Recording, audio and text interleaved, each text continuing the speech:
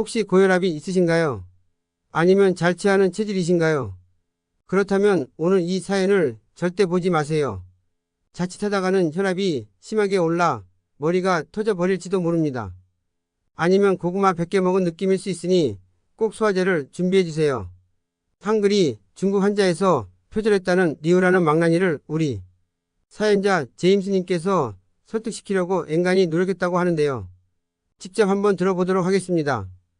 먼저 시작하기 전 구독과 알람 설정, 좋아요 꼭 부탁드립니다. 안녕하세요. 제 이름은 제임스입니다.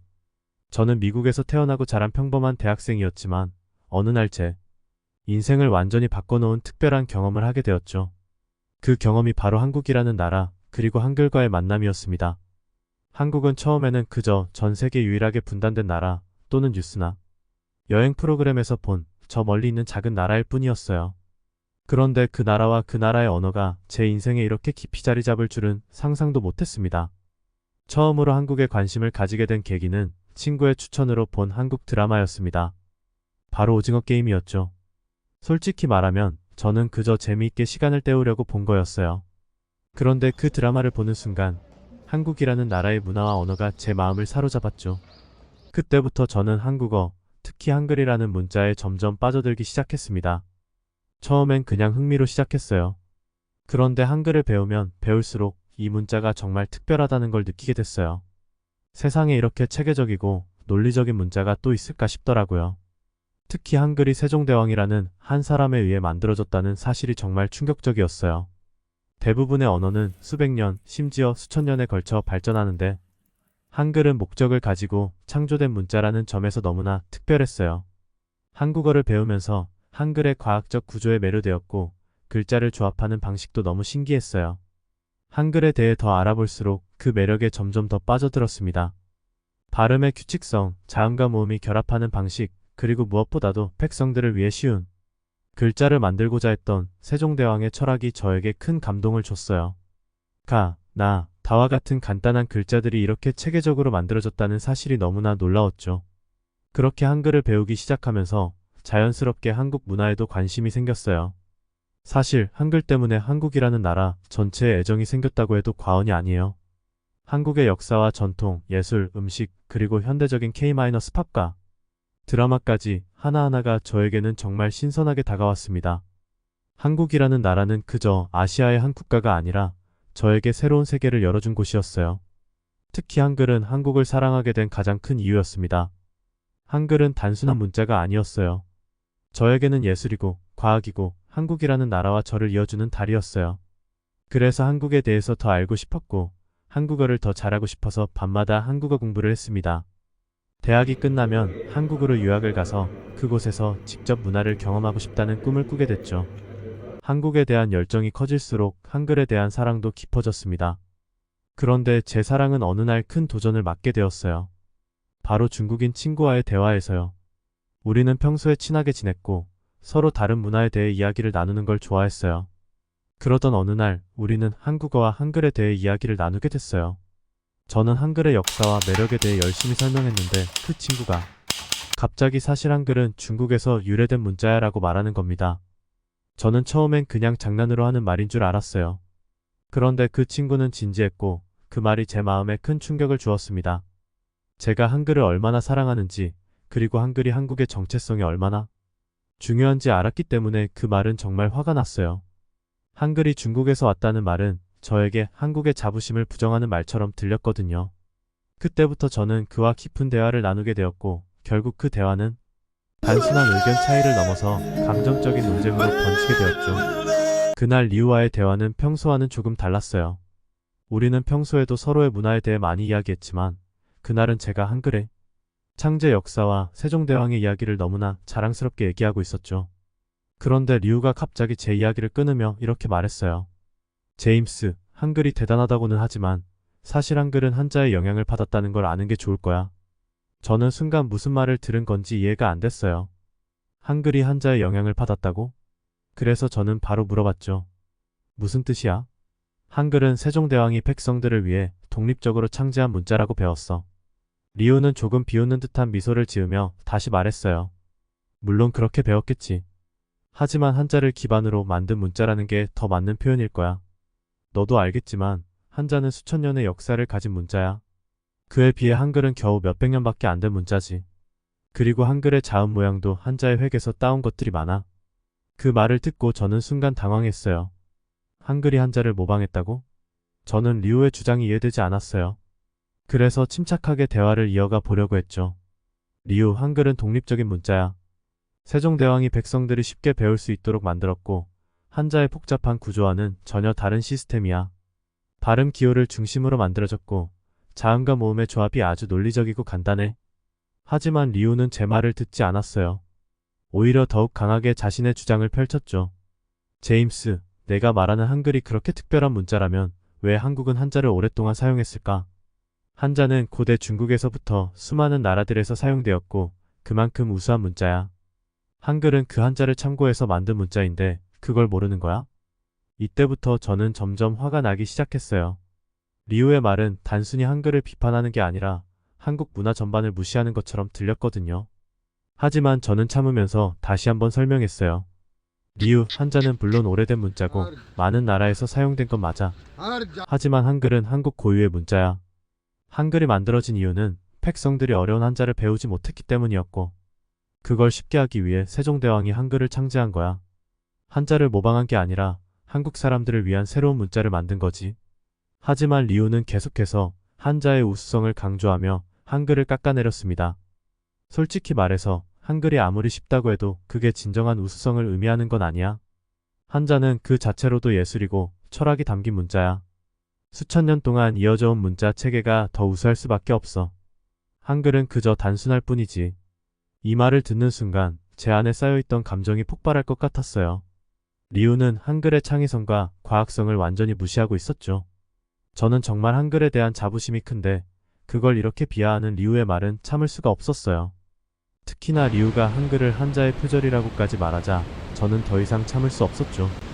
한글이 한자를 표절했다니 그건 말도 안 되는 소리야. 한글은 세종대왕이 직접 만들었고 그 자체로 완전히 독립적인 문자야. 한자를 참고하지 않았어. 오히려 한자는 너무 복잡해서 일반 백성들이 배우기 어려웠기 때문에 세종대왕이 한글을 만든 거라고. 제 목소리는 점점 커졌고 감정도 격해졌어요. 리우는 여전히 차분한 목소리로 저를 바라보며 말을 이어갔죠. 너무 감정적으로 받아들이지 마, 제임스. 그냥 역사적인 사실을 말하는 거야. 한글이 독창적이지 않다는 게 아니라 한자가 그만큼 우수한 문자라는 거지. 그리고 한글이 한자의 영향을 받았다는 건 부정할 수 없는 사실이야. 저는 더 이상 말을 잇기 어려웠어요. 리우와의 대화는 이미 논리적인 토론이 아니라 감정적인 싸움으로 번져가고 있었어요. 하지만 저는 한 가지는 확실히 알고 있었어요. 한글은 한국만의 독창적인 문자라는 사실. 그리고 그걸 부정하는 말을 듣는 건 저에게는 너무나 큰 모욕이었죠. 그날 대화는 더 이어질 수 없었어요. 저는 분노를 억누르기 힘들었고 리우 역시 자신의 주장에서 물러설 생각이 없어 보였어요. 그렇게 우리는 아무런 결론을 내지 못한 채 그저 각자의 주장을 안고 대화를 끝내게 되었습니다. 하지만 제 마음속에서는 여전히 그 대화가 맴돌고 있었고 저는 리우의 말을 떠올리며 다시 한번 한글의 역사와 가치를 생각하게 되었죠. 리우와의 대화가 끝나고 나서도 저는 계속 그의 말이 머릿속을 맴돌았어요. 한글이 한자를 모방했다니 그 말이 정말로 사실일까? 아니, 그럴 리가 없었어요. 제가 공부한 한글의 창제 과정과 그 독창성은 분명한 사실이었거든요. 그렇지만 제 머릿속에는 계속해서 의문이 떠올랐어요. 제가 정말로 한글의 창제에 대해 충분히 알고 있는 걸까? 이참에 한글의 역사와 가치를 더 깊이 탐구해봐야겠다고 결심했죠. 그날 이후로 저는 한글에 대해 더 많은 자료를 찾아보았어요. 여러 역사적 문헌과 연구를 읽고 세종대왕이 한글을 창제한 과정을 더 깊이 공부했습니다. 그러면서 저는 리우의 주장을 반박할 수 있는 여러 논거들을 정리하게 되었죠. 저는 한글이 단순히 한자를 모방한 것이 아님을 명확히 할 준비가 됐습니다. 리우와 다시 만났을 때 저는 그에게 차분하게 말을 꺼냈어요. 리우, 저번에 나눴던 대화에 대해 더 생각해봤어. 그리고 너의 주장이 사실이 아니라는 걸 확실히 말하고 싶어. 한글이 한자를 모방했다는 것은 역사적 사실과 맞지 않아. 리우는 여전히 자신만만한 표정으로 저를 바라보며 물었어요. 그래? 어떤 근거로 그렇게 말할 수 있는 건데? 저는 준비해온 자료들을 떠올리며 차분하게 설명하기 시작했어요. 먼저 세종대왕이 한글을 창제한 이유부터 짚고 넘어가자. 당시 조선의 백성들은 한자를 배우기 어려워했어. 한자는 기본적으로 너무 복잡하고 획이 많아서 교육을 받지 못한 일반 백성들이 한자를 읽고 쓰는데 큰 어려움이 있었지. 세종대왕은 그 문제를 해결하고자 백성들이 쉽게 배울 수 있는 문자를 만들기로 결심한 거야. 만약 한글이 단순히 한자의 변형이라면 왜 세종대왕이 그렇게 혁신적인 문자 체계를 만들 필요가 있었겠어? 리우는 여전히 반박하려는 듯한 표정이었지만 저는 계속해서 말을 이어갔습니다. 또한 한글은 발음 중심의 음수 문자야. 한글의 자음과 모음은 각각의 발음 기관을 모방해서 만들어졌어. 예를 들어 기역은 혀가 입천장 뒤쪽에 닿는 소리에서 따온 거고 미음은 입모양을 본떠서 만들었지. 자음과 모음의 모양은 발음 기관의 위치나 움직임을 나타내는 과학적인 방식으로 설계되었어. 한자는 음소 문자가 아니라 뜻글자잖아. 한글이 한자를 모방했다면 왜 이런 전혀 다른 방식을 택했겠어? 리우는 잠시 생각하더니 다시 반박을 시도했어요. 그래도 한글의 자음 모양이 한자의 획에서 따왔다는 말은 맞잖아. 그건 부정할 수 없을걸? 저는 다시 차분하게 고개를 저었어요. 그건 오해에서 비롯된 이야기야. 한글의 자음 모양은 한자와는 전혀 다른 방식으로 창조된 거야. 한자의 획과 비슷해 보일 수는 있겠지만 그건 단순한 우연이야. 세종대왕은 각 자음을 발음할 때 입과 혀의 모양을 본떠서 만들었지. 예를 들어 니은은 혀가 윗니 뒤쪽에 닿는 모양이고 시옷은 이빨 사이에서 소리가 나는 모양이야. 이건 한자의 획과는 전혀 관련이 없지. 그 말을 들은 리우는 살짝 당황한 표정을 지었어요. 그는 한글에 대한 정확한 지식이 없었고 한자의 우수성에만 치중해 있었던 것 같았어요. 저는 그를 설득하기 위해 한글의 더 깊은 철학적 배경을 설명하기로 했습니다. 그리고 또 하나 알아야 할 게 있어. 한글은 단순히 글자를 넘어서 세종대왕의 깊은 철학이 담긴 문자야. 그는 한글을 창제할 때 백성들이 문자로부터 소외되지 않길 바랐어. 그래서 누구나 쉽게 배우고 쓸 수 있는 문자를 만들려고 했지. 한글의 자음과 모음은 그 자체로도 단순하고 배우기 쉬워. 이건 한자와는 완전히 다른 철학에서 비롯된 거야. 한자는 뜻글자라서 단순히 문자를 아는 것만으로는 그 뜻을 이해하기 힘들잖아. 하지만 한글은 읽고 쓰기만 하면 누구나 쉽게 그 의미를 전달할 수 있어. 리우는 잠시 말이 없었어요. 그의 표정에서 약간의 혼란과 이해가 동시에 나타났죠. 저는 마지막으로 한 가지 중요한 점을 덧붙였습니다. 그리고 한글이 한자의 영향을 받았다는 주장은 오히려 중국 중심적인 시각에서 나온 거야. 물론 중국의 문화와 역사가 아시아에 큰 영향을 미친 건 사실이지만 그렇다고 해서 모든 문화가 중국에서 파생되었다고 할 수는 없어. 한글은 세종대왕과 집현전 학자들이 한국의 백성을 위해 독립적으로 만든 문자야. 그 자체로 완전한 창조물이지. 이를 한자와 비교하거나 심지어 한자를 표절했다고 하는 건 역사적 사실을 왜곡하는 거야. 리우는 더 이상 반박하지 않았어요. 그는 제가 한 말을 곰곰이 생각하는 듯 했죠. 한글이 단순히 쉬운 문자가 아니라 그 속에 담긴 철학과 창조 과정에 대한 이야기를 들은 후에는 더 이상 한글을 단순히 한자를 모방한 문자라고 주장할 수 없었을 겁니다. 그날의 대화는 제가 한글에 대한 깊은 애정을 다시 한번 확인하는 계기가 되었어요. 그리고 리우 역시 자신의 주장이 잘못되었음을 어느 정도 인정하는 듯 보였어요. 저는 그에게 웃으며 마지막으로 말을 건넸습니다. 리우, 물론 한자는 훌륭한 문자야. 하지만 한글도 그 못지않게 훌륭해. 우리가 서로 다른 문자를 가지고 있다는 건 각자의 문화가 독창적이고 소중하다는 의미야. 이 점에서 서로를 존중할 수 있으면 좋겠어. 하지만 저의 말에도 리우는 전혀 바뀌지 않았어요. 그의 표정에는 약간의 당황스러움이 스쳐 지나갔지만 그는 끝까지 자신이 옳다고 믿고 있었어요. 리우는 여전히 자신의 입장을 굽히지 않은 채 차가운 목소리로 다시 입을 열었어요. 그래, 내 말도 어느 정도 일리는 있겠지. 한글이 백성들을 위해 만들어졌다는 점은 인정할게. 하지만 그게 곧 한글이 완전히 독창적이라는 증거가 되진 않아. 아까도 말했듯이 한글의 자음이 한자의 획을 본떴다는 주장은 여전히 많은 학자들이 하고 있는 이야기야. 너 혼자만의 생각으로 그걸 부정할 순 없어. 저는 그 말을 듣고 다시 한번 실망했어요. 리우가 이미 충분히 설득되었다고 생각했는데 그는 여전히 자신의 주장을 고수하고 있었죠. 하지만 이번엔 감정적으로 대응하기보다는 차분하게 설명을 이어가기로 했습니다. 리우, 내가 아까 말했잖아. 한글의 자음은 발음 기관의 모양을 본떠서 만들어졌다고. 물론 한자의 획과 모양이 비슷하게 보일 수는 있어. 하지만 그것만으로 한글이 한자를 모방했다고 단정 짓는 건 무리가 있어. 역사적으로도 한글이 창제된 배경과 과정을 보면 전혀 다른 의도와 목적을 가지고 만들어졌다는 게 분명해. 그러나 리우는 고개를 저으며 반박했어요. 제임스, 내가 그렇게 말하더라도 학문적인 권위는 무시할 수 없어. 중국의 많은 학자들이 이미 한글이 한자의 영향을 받았다고 주장하고 있어.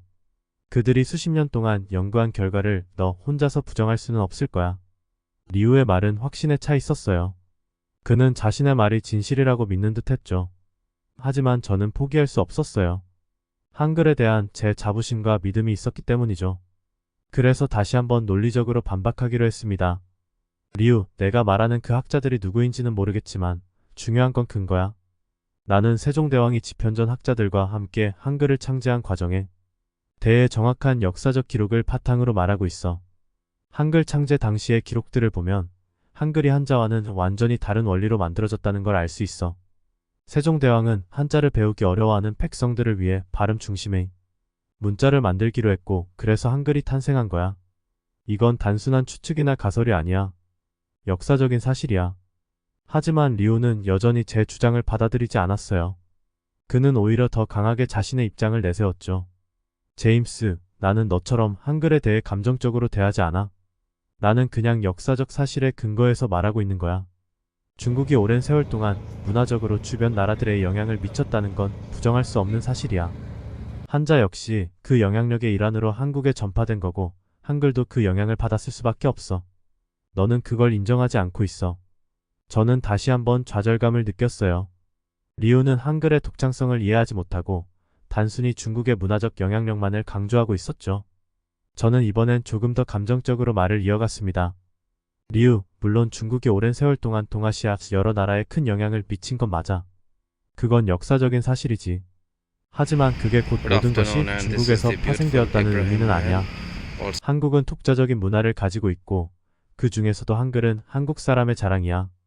세종대왕이 직접 백성을 위해 창조한 문자라는 점에서 한글은 완전히 독립적인 문자야. 너는 그걸 부정하고 있어. 그건 한국 문화를 무시하는 거나 다름없어. 리우는 제 말을 듣고도 여전히 고집을 부렸어요.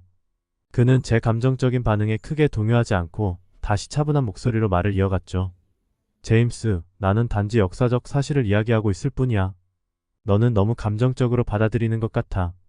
문화라는 건 서로 영향을 주고받으면서 발전하는 거야. 한글이 중국의 영향을 받았다고 해서 그게 나쁜 건 아니잖아. 오히려 그건 자연스러운 과정이야. 그 순간 저는 리우와 더 이상 논리적으로 대화하기 어렵다는 걸 느꼈어요. 그는 한글의 독창성을 부정하는 데에만 집중하고 있었고 그의 주장은 단순히 중국의 우수성을 강조하는 데 치우쳐 있었죠. 저는 그와의 대화가 더 이상 진전될 수 없다는 걸 깨달았어요. 그렇지만 저는 마지막으로 한 가지 중요한 이야기를 하고 싶었습니다. 리우, 나는 내가 말하는 중국의 영향력에 대해서는 동의해. 하지만 그게 곧 한글의 가치를 깎아내리는 근거가 될 수는 없어. 한글은 백성을 위한 문자로 창조된 거고 그 독창성과 과학성은 전 세계적으로 인정받고 있어. 나는 그 사실을 자랑스럽게 생각해. 내가 아무리 중국의 우수성을 주장해도 한글의 가치는 변하지 않아. 리우는 잠시 말이 없었어요.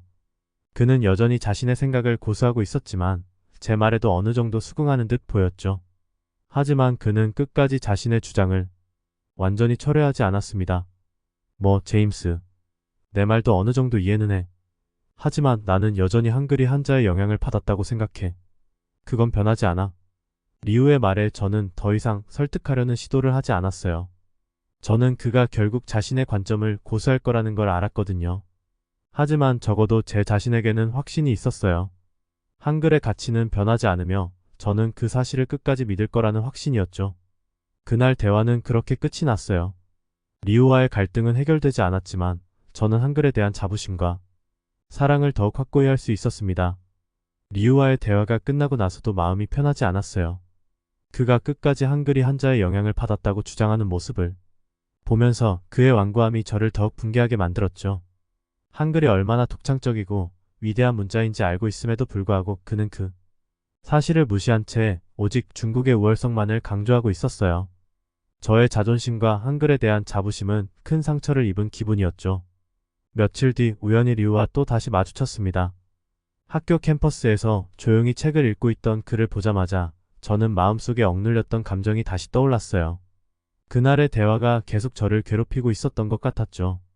그래서 저는 그에게 다가가 다시 한번 이 문제를 해결하고 싶다는 생각이 들었어요. 리우, 그날 대화에 대해 다시 얘기하고 싶어. 리우는 고개를 들어 저를 쳐다봤고 미소를 지으며 책을 덮었어요. 그의 표정은 여전히 여유롭고 자신만만했죠. 제임스, 또 그 얘기야? 우리가 이미 다 말한 것 같은데. 그의 말에 저는 다시 한번 분노가 치밀어 올랐습니다. 그는 여전히 자신이 옳다고 확신하고 있었죠. 하지만 이번엔 좀 더 차분하고 논리적으로 대화를 풀어나가고 싶었습니다. 그래서 저는 자리에 앉아 그에게 말을 걸었어요. 리우, 내가 왜 이 문제에 대해 이렇게 예민하게 반응하는지 알아? 한글은 단순한 문자가 아니라 우리 한국인의 정체성과 자부심이 담긴 소중한 유산이야. 세종대왕은 백성을 위해 평생을 바쳐 이 문자를 창제했고 그 덕분에 우리는 오늘날까지 이 문자를 쓰며 살아갈 수 있어. 그런데 내가 한글을 그저 중국의 영향을 받은 모방물로 치부하는 건 한국 문화와 역사를 무시하는 거나 다름없어. 리우는 잠시 저를 바라보더니 고개를 갸웃하며 말했어요. 제임스, 나는 한글의 가치를 부정하려는 게 아니야. 한글이 훌륭한 문자라는 건 나도 알고 있어. 하지만 나는 단순히 역사적 사실을 이야기하는 거야. 중국이 오랜 세월 동안 동아시아 여러 나라의 영향을 미쳤다는 건 부정할 수 없는 사실이지. 한국의 한글도 그 영향력 속에서 탄생한 거라고 보는 게 뭐가 잘못된 거야? 그의 말에 저는 한숨을 쉬며 다시 한번 설명을 시도했어요. 리우, 내가 말하는 영향과 모방은 분명히 다른 개념이야. 물론 중국의 문화와 문자가 한국을 포함한 여러 나라에 영향을 미친 건 사실이야. 하지만 한글은 그저 그 영향을 받아 만들어진 것이 아니라 독창적이고 과학적으로 설계된 문자야. 세종대왕은 백성들이 쉽게 배우고 쓸 수 있는 문자를 만들기 위해 고심했고 그 결과로 한글이 탄생한 거야. 내가 말하는 것처럼 단순히 한자를 변형한 게 아니라고. 그러나 리우는 여전히 고집을 부렸습니다. 그는 미소를 지으며 다시 반박했어요. 제임스, 넌 너무 감정적으로 받아들이는 것 같아. 나는 그냥 역사적 사실에 근거해서 말하는 거야. 한국 사람들이 아무리 한글을 자랑스러워하더라도 그 배경에는 분명 중국의 영향이 있었다는 걸 인정하는 게 왜 그렇게 어려운 거지? 그 순간 저는 더 이상 그의 말을 참을 수 없었어요. 감정이 격해진 저는 결국 목소리를 높이고 말았죠. 리우, 너는 정말 끝까지 한국 문화를 무시하려는 거야? 한글이 중국의 영향을 받았다고 주장하는 건 마치 한국이 중국의 속국이었다고 말하는 것과 다를 게 없어. 내가 한글에 대해 제대로 알지도 못하면서 그걸 중국의 산물로 치부하는 건 정말 잘못된 생각이야. 제 목소리에 놀란 리우는 잠시 당황한 듯 했지만 이내 다시 차분한 태도로 말을 이어갔습니다. 제임스, 내가 말하려는 건 그게 아니야. 나는 단지 역사적 사실을 받아들이라는 거야. 중국은 분명 한국을 비롯한 여러 나라에 영향을 미쳤고 그건 한글에 창제에도 일정 부분 영향을 줬을 수 있다는 거지. 그걸 인정한다고 해서 한글의 가치를 깎아내리려는 건 아니야. 그의 말에 저는 더욱 분노가 치밀어 올랐어요.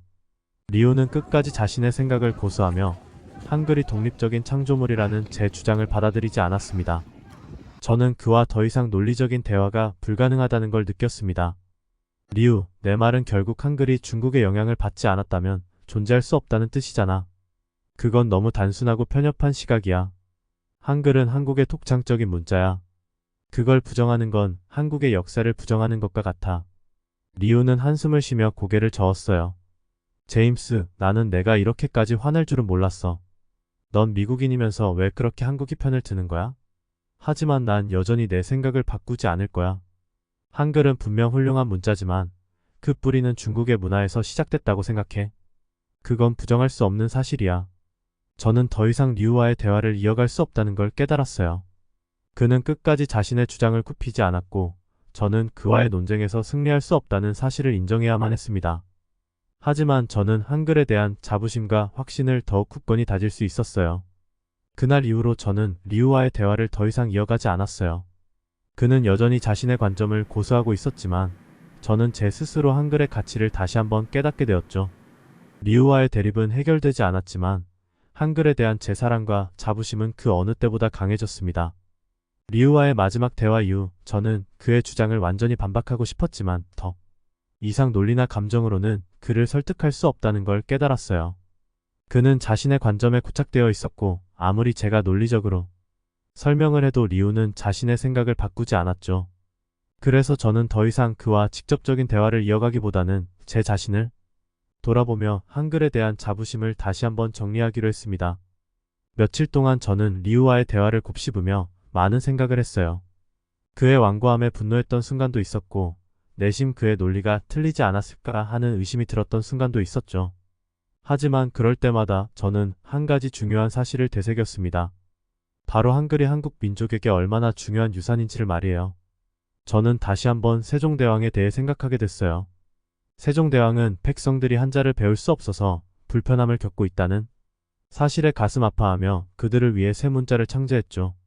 그는 백성을 위한 애민정신을 바탕으로 누구나 쉽게 배울 수 있고 과학적인 원리에 입각한 문자를 만들기 위해 자신의 모든 노력을 쏟았어요. 저는 그 진심과 열정에 감동하지 않을 수 없었습니다. 세종대왕이 창제한 한글은 단순히 문자가 아니라 그 속에 담긴 철학과 사랑이야말로 진정한 가치였죠. 백성들이 더 나은 삶을 살 수 있도록 하기 위해 그는 고통을 무릅쓰고 새로운 문자를 창조했어요. 그리고 그 과정에서 그는 중국의 한자와는 완전히 다른 체계를 만들어냈어요. 이 점에서 한글은 세종대왕의 독창적인 발명품이자 한국인의 정체성과 연결된 유산이라는 것을 다시 한번 깨달았습니다. 리우는 계속해서 한글이 한자의 영향을 받았다고 주장했지만 제가 느끼기에 그건 단지 외부적인 모습에만 치우친 시각이었어요. 한자의 형태나 일부 자음의 모양이 비슷할 수 있지만 그것만으로 한글이 한자를 모방했다고 말하는 건 너무 단순한 생각이었죠. 한글은 한자의 복잡한 체계와는 완전히 다른 소리를 중심으로 한 문자, 체계로 발음 기관의 모양을 본뜬 독창적인 구조를 가지고 있었어요. 그게 바로 한글의 진정한 독창성이고 그 독창성은 역사적으로도 과학적으로도 인정받고 있었어요. 그렇지만 저는 리우를 설득하는 것보다 중요한 게 있다는 걸 깨달았어요. 리우와의 논쟁에서 이기고 지는 것이 중요한 것이 아니라 제가 스스로 한글의 가치를 다시 한번 확신하고 그 자부심을 지키는 게 중요하다는 사실이었죠. 한글은 그저 한국의 문자에 그치지 않았어요. 한글은 전 세계적으로도 과학적인 문자로 평가받고 있고 특히 언어학자들 사이에서 그 가치는 더욱 높이 평가되고 있었죠. 발음과 문자가 직관적으로 연결되어 있어 배우기 쉽고 쓰기 쉬운 이 문자는 세종대왕이 백성을 생각하며 창조한 최고의 유산이었어요. 저는 그 사실을 떠올릴 때마다 한글에 대한 자부심이 가슴 깊숙이 솟구쳤습니다. 며칠 후 저는 캠퍼스에서 다시 리우를 만났습니다. 그는 여전히 자신만만한 표정으로 저를 바라보았지만 저는 더 이상 그와의 논쟁을 이어갈 생각이 없었어요. 대신 저는 웃으며 그에게 다가가 이렇게 말했죠. 리우, 내가 계속 중국의 영향을 강조하는 건 내가 가진 시각에서 충분히 이해할 수 있어. 하지만 나는 한글이 그저 한자의 영향을 받은 문자가 아니라는 걸 확신하고 있어. 사실 한국인에게 한글은 단순한 문자가 아니야. 그건 문화와 정체성, 그리고 역사를 담은 상징적인 존재야.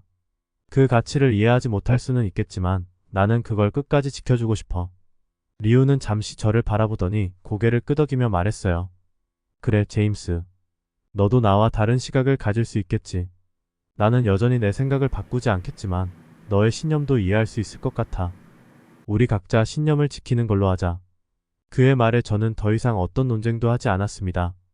그 순간 저는 승리나 패배를 따지지 않게 되었어요. 대신 저는 한글에 대한 제 믿음이 더욱 굳건해졌다는 사실에 만족할 수 있었죠. 그날 이후 리우와의 관계는 전처럼 가까워지진 않았지만 서로의 의견을 존중하는 선에서 더 이상 논쟁하지 않기로 했습니다. 저는 그와의 갈등을 통해 한글에 대한 자부심과 애정을 다시 한번 되새기게 되었고 그 과정을 통해 제 자신도 한층 성숙해졌다는 걸 느꼈어요. 한글은 그저 문자가 아니에요. 한글은 한국인의 정신과 정체성, 그리고 역사가 담긴 소중한 유산이자 세계가 인정하는 과학적인 문자입니다. 저는 이 사실을 절대 잊지 않을 거예요. 리우가 뭐라고 주장하든지 제가 한글을 사랑하고 그 가치를 지키려는 마음은 변하지 않을 겁니다. 이제 저는 리우와의 논쟁을 마음에 담아두지 않기로 했어요. 대신 저는 한글이 가진 아름다움과 위대함을 더 많은 사람들에게 알리고 싶다는 새로운 목표를 세웠습니다. 한글을 배우고 사용하는 한국인으로서 저는 이 자부심을 앞으로도 가슴속 깊이 간직하며 살아갈 거예요. 많이 긴 글이었지만 끝까지 들어주셔서 너무 감사드립니다. 안녕히 계세요. 지금까지 우리나라의 한글을 너무 사랑해준 제임스의 사연이었습니다. 미국인인데도 불구하고 이렇게 한국 사람보다 더 한글을 사랑해주는 제임스에게 너무 고마운 말씀을 드리고 싶네요. 여러분들도 많이 공감하셨나요? 그렇다면 구독과 알람 설정, 좋아요 꼭 부탁드립니다.